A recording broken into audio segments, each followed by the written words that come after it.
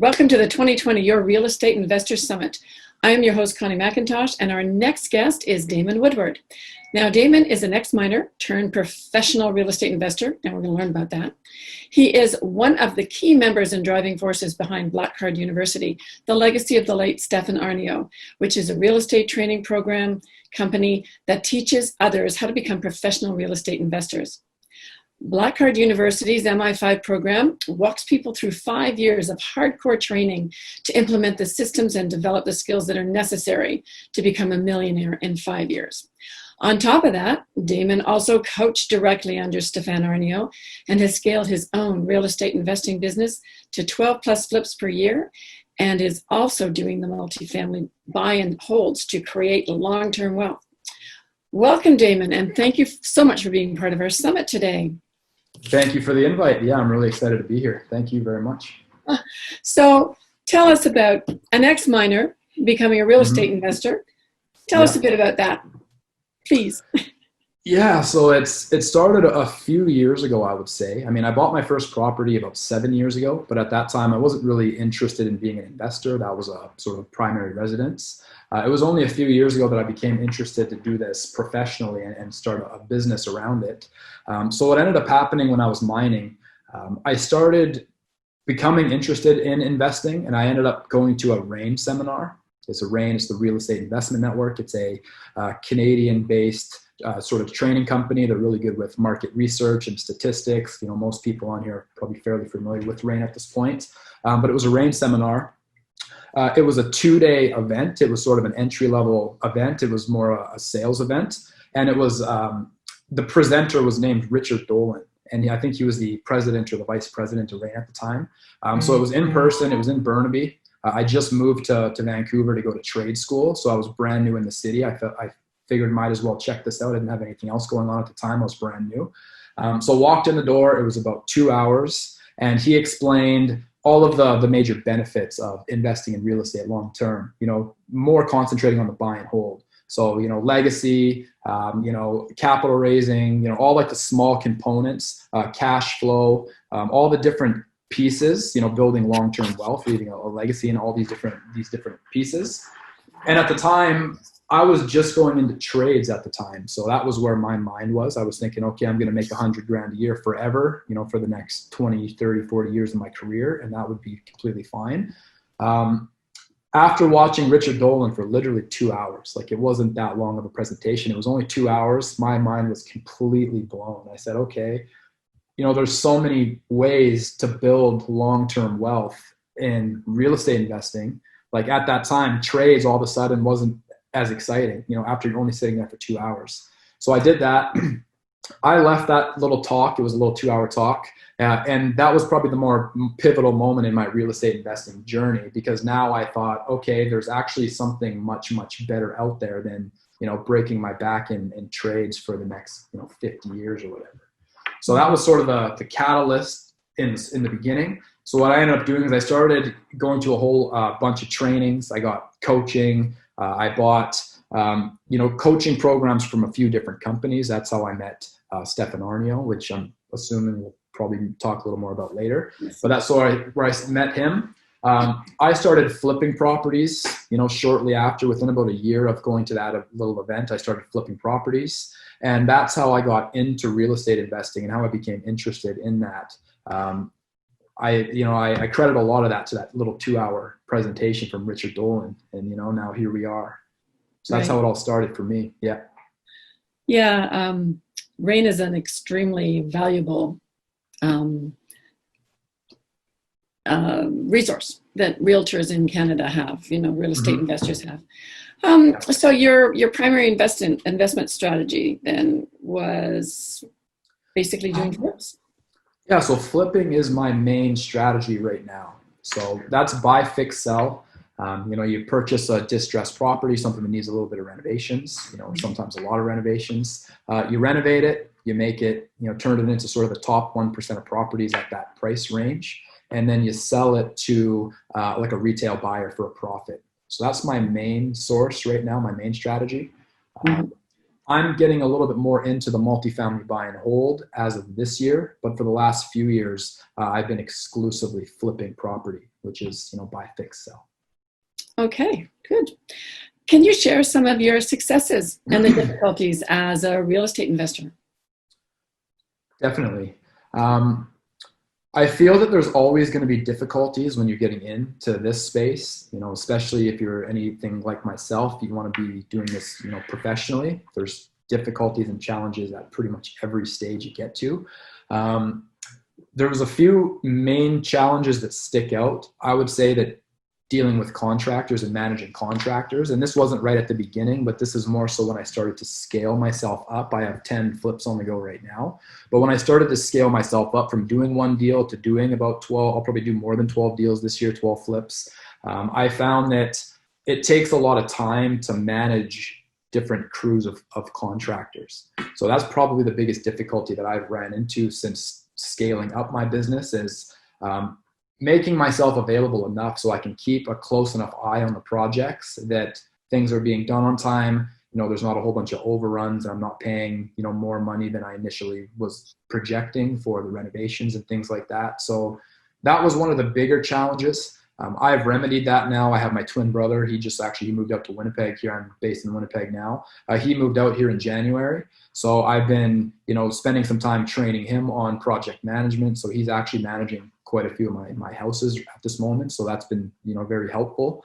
But surrounding myself with people, with some good quality people that I could trust to take care of some of those details. That's sort of how I remedied the challenge, but that was one of them. Mm-hmm. As far as successes, I've been professionally investing now for the last, coming up on 3 years. So I would consider myself to be a little bit newer, even though I'm very highly trained now. I've done a lot of education. One of the major success milestones was actually fairly recently. It was only a few weeks ago. I closed on 3 houses on the same day, which was really nice. That was a success for me. Maybe not as much as some other people that are doing crazy volume or doing very large buildings, a multifamily or something. But for me to close on 3 properties on the same day, all 3 different vendors also, that was pretty nice. Yeah. I'm raising money. I'm paying all cash for all the buildings that I'm doing. So I would say that would be one of them. The other one I would say is now that I'm a little more established, I'm doing the all cash model for all of the buildings that I'm doing. Like every building that I'm doing now is all cash. So I'm not using banks. I'm not using hard money lenders. I'm just using, private investors, and I'm paying cash for everything, which is really nice. That was one thing that I was hoping to accomplish, over the first couple of years when I was first getting into this. That's something that I learned from Stefan Arnio. That's how he used to operate, was the all cash. I don't see that many people doing the all cash model now, especially, with like 10 houses at once. Like that's a lot. It's very capital intensive. Mm-hmm. But that would be, to answer your question, that would be another success, is that I'm doing the all cash model and I'm doing quite a lot of volume now. Yeah, that's amazing. Now, I've had a lot of the experts I've talked to this weekend talk about, one of the major problems they have as a contractor. It just seems that is one of the hardest good people to find. Yes. What do you think of that? I would think that those people are, they're not far off dealing with contractors. And again, especially scaling. And that's the thing, is I scaled myself up really fast. So I just started buying tons of buildings, but I was still just trying to play catch up on like the management side of it a little bit. But I would say they're exactly right. I'm finding that as a fairly big challenge. One of the challenges that I ran into, fairly recently is I had a good general contractor. He lost a whole bunch of his subs all on the same day. I'm not sure if it was due to the coronavirus or what, but he lost a bunch of his subs. I had another general contractor, and one of his main guys inside of his company passed away when they were in the middle of one of my projects. And that partner of his was managing a whole bunch of his projects. So it was like a huge wrench that was thrown into their internal machine. So that kind of trickled down, and I saw a little bit of an impact on some of my projects. So I've seen quite a few different scenarios of contractor problems over the last couple of years, but I would say that is definitely one of them, one of the bigger challenges. I think that if you have a really good system for screening the contractors before you hire them, that is a way that you can somewhat mitigate the risk. I deal with a lot of students coming into Black Card, lots of people that are flipping, and sometimes I find that some people cut corners a little bit because they want to save time. They don't want to screen a whole bunch of contractors. They'll latch on to one guy, some guy named Fred that they know, it's like their cousin or something. And they say, oh, okay, I already know Fred, I'm going to hire Fred.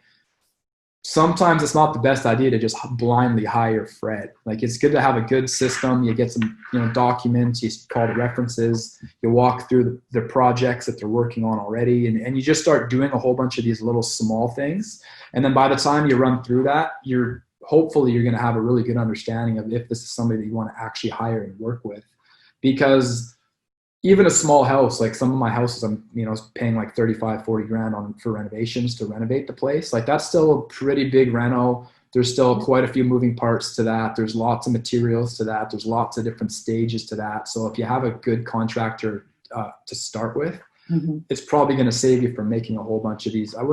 They might not necessarily be mistakes, but you can mitigate the risk a lot if you have a good screening process. Yeah.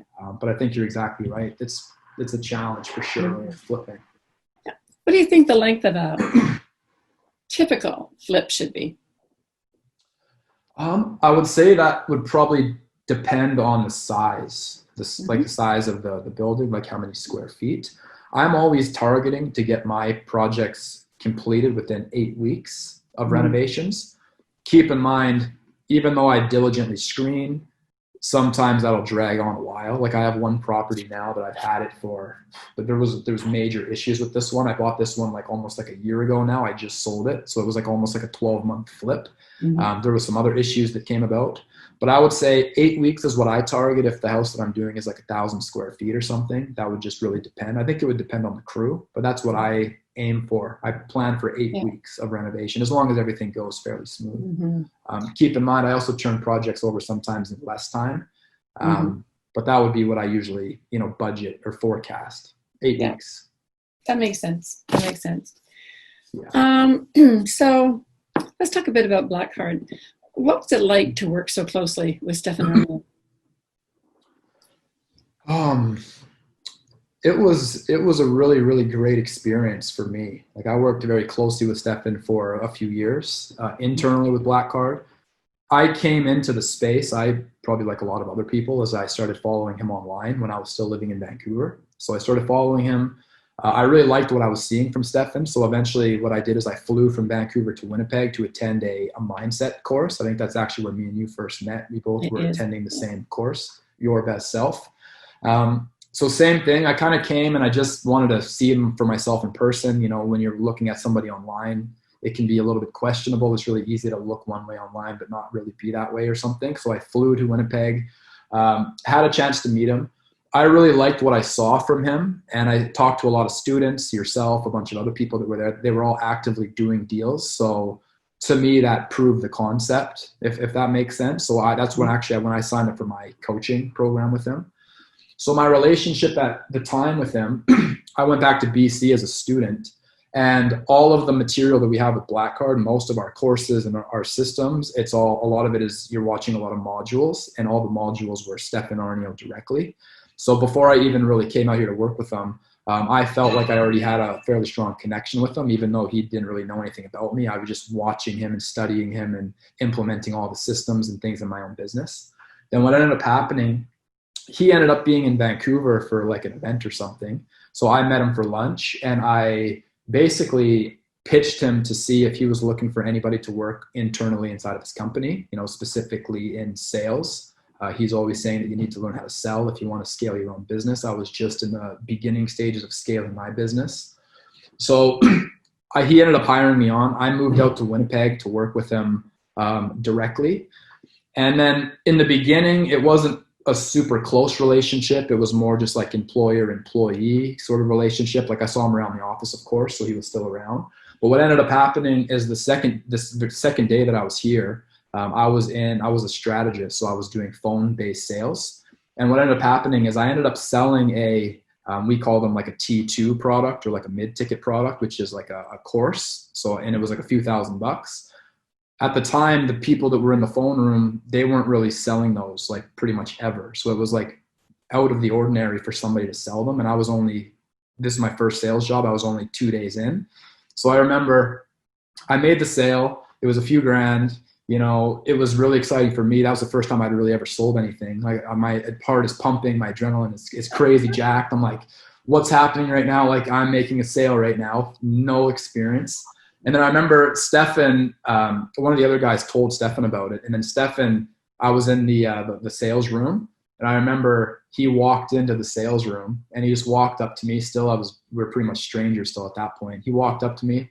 He just stared me down for a second because I just made like this pretty impressive sale that nobody really else was making. And then he just like literally just stared me down. He said, "How are you feeling?" I said, "I'm feeling pretty good." And then he was just all smiles. And then I think at that time, I think that was how he ended up paying a little bit more attention to me one-on-one, because he saw that there was some type of potential there, because I was, brand new, and like I was making some sales right away. So me and him started communicating together a little bit more frequently than even some of the other guys, just because I was like, he was kind of grooming me to be more of a resource in the company. So we started having a really cool relationship. I started to get a little bit of a look into Stefan Arnio and the company and, all the different parts. And I really looked up to Stefan before coming out to Winnipeg. So I was really thrilled for the opportunity to even be working with him. But now that I was working with him a little bit more directly, it was like, to me at the time, it was sort of like a dream come true. Mm-hmm. And then what ended up happening, I started learning a little bit more about the sales side of everything. So I started doing some more like the high ticket selling. And at that time, that's what Stefan was doing. He was doing a lot of selling our coaching programs and our larger courses, which in itself it's quite complicated. Like you need a lot of skills to be able to do that. So what ended up happening is I took his role and I started doing a lot of the high ticket sales. He got to free himself up a little bit. But at that time, that is when me and him started communicating a lot more closely, because now I was bringing in, a huge chunk of the revenue into the company. So even though we weren't talking like as like friends, like one-on-one friends and like bros, we were still talking every single day, because, I was a very strong resource internally, and he wanted to, he was grooming me at the time and training me. So I was getting sales training from him directly, business training directly. And so we started like establishing a pretty close bond, because, literally every day, even if he wasn't in the office, maybe he's flying around in the States or doing his promotions and things, every single day we would always talk, and it was mostly business and how's the pipeline, how's that.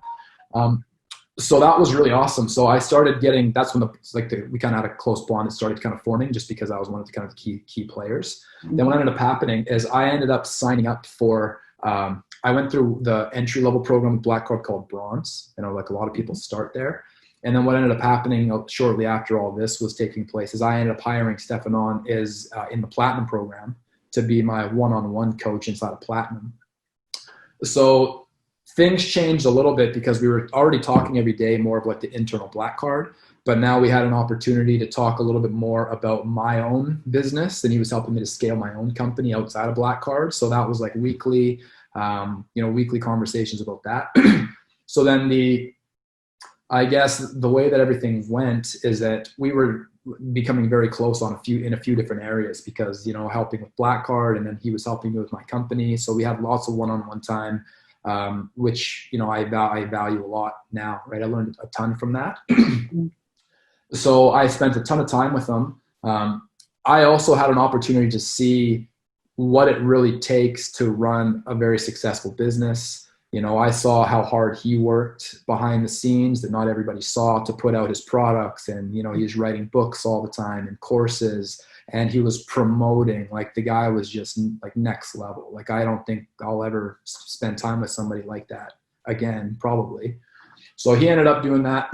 I also got a chance to see how, an idea that would start in his mind, and it would slowly be, come into fruition, and then it would be a product, and then there'd be marketing, and then there'd be this, and then there's revenue from it and things like that. So I've had an opportunity to look through one of his, without getting too derailed here, but one of his dream books. It's a book similar to this. Yeah. And you can literally watch the way that he would create things. So he'd put it in the book.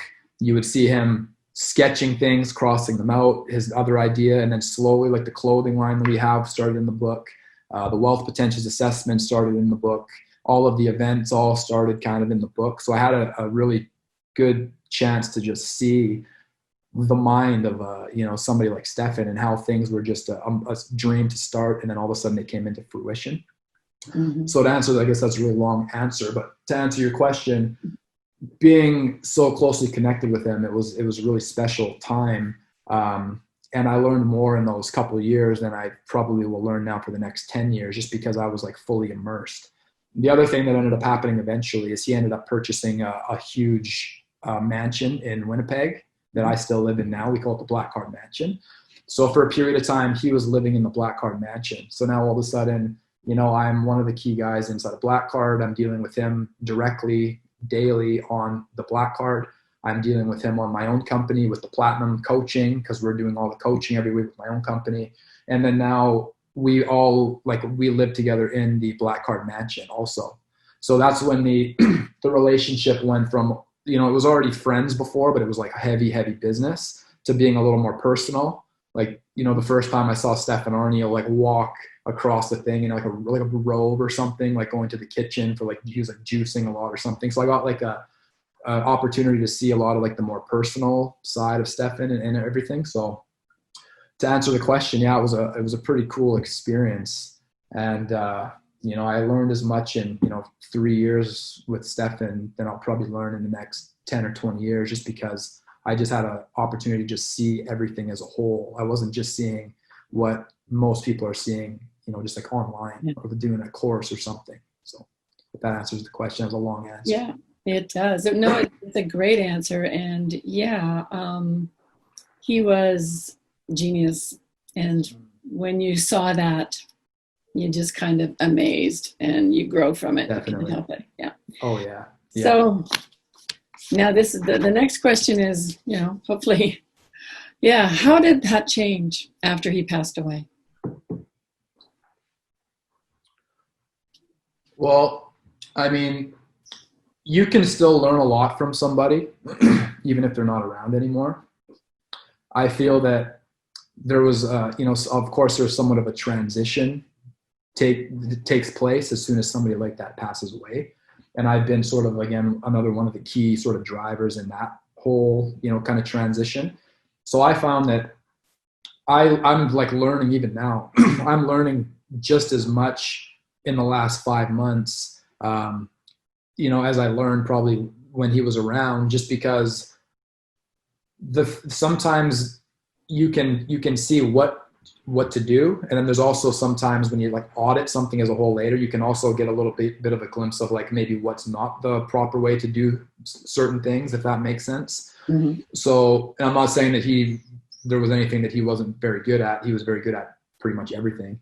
But I've been finding now that we don't have somebody like Stefan, when you have a lot of experience, it takes a lot less preparation, if that makes sense. So now that Stefan's not around, we don't quite have the experience as he did. So now there's a whole lot more preparation involved in running an organization, because he was sort of like the magic man. Like you knew him very well as well. He's magic. He'd wave his magic wand and just fix the problem in like a second because of the experience. Mm-hmm. So what I found is as soon as he passed away, we don't have the experience that he had. So it takes a lot more preparation. And in that preparation, I'm still learning a ton, if that makes sense. So even though he's not around directly, like I'm still learning a lot from the experience. And I still watch his courses pretty much every day.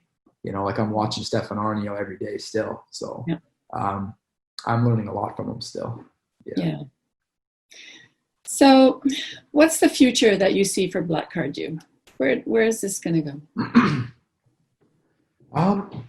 So Black Card U, one of the good things about how Stefan, like he was just so smart. One of the good things about the way that his mind worked is he set up a lot of really important infrastructure before he passed away.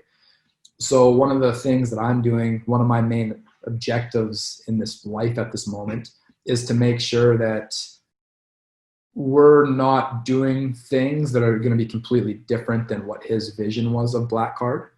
So Black Card, there was, of course, a bit of a dip transition period as soon as he passed away. But since then, things are still going very well. It's still business, essentially as per usual. Black Card, all the systems are in place. We're still helping tons of people get into real estate investing. Since Stefan passed away, we have quite a few students that are doing very, very well. Like there's a lot of very like brand new success stories.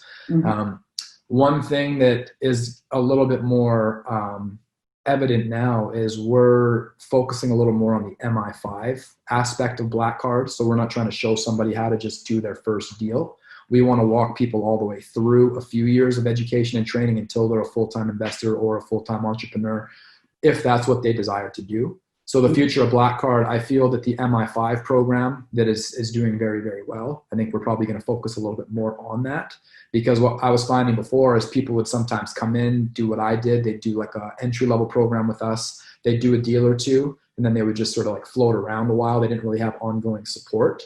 So what we've done now, we've identified that, and we're going to spend a little more energy on the MI5. So we can make sure that they're getting the support over a few different years so they can make $1 million over 5 years. That's the objective in the MI5.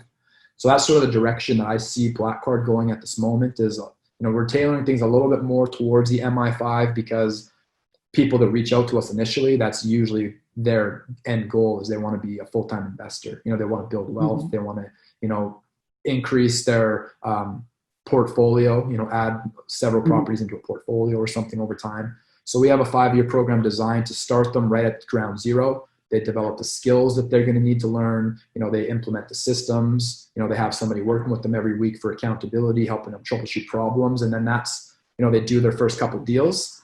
And that is sort of like where this actually starts, if that makes sense. Like that's not, it's success, of course, but that is where I see this actually starting for somebody. Once they know the basics, they have a little bit of skills, they raise a little bit of money, they do one deal, they more so prove the concept for themselves. And then now it's time, okay, now you know the basics. Now let's scale this thing up. So the MI5 program, I think, is going to be underlined a little bit more going forward. No, that sounds good. Yeah. What inspires you? Like you're helping new real estate investors become successful through coaching. So, what inspires you to do that as well as you do it? I feel that, like we talked just briefly about the MI5, but I'm also in MI5 myself right now. You know what I mean? So I was in mining before, it wasn't really the best situation. And then these programs for me is what has helped me to scale my own business and start developing the skills and doing all these things that I just kind of ran through. So that's one of the reasons why I like to help other people get involved. My twin brother, I just had helped him move out here. He's just starting to do some coaching on, himself, because I believe in it a lot, simply because I'm a product of it myself. I went through the bronze, I upgraded to the platinum. I'm now kind of in my 3rd year with Black Card. I'm doing over 12 flips this year. I just bought my first multifamily buy and hold. Looks like I'm hoping to close on a second one at the end of this month, like a little bit larger one.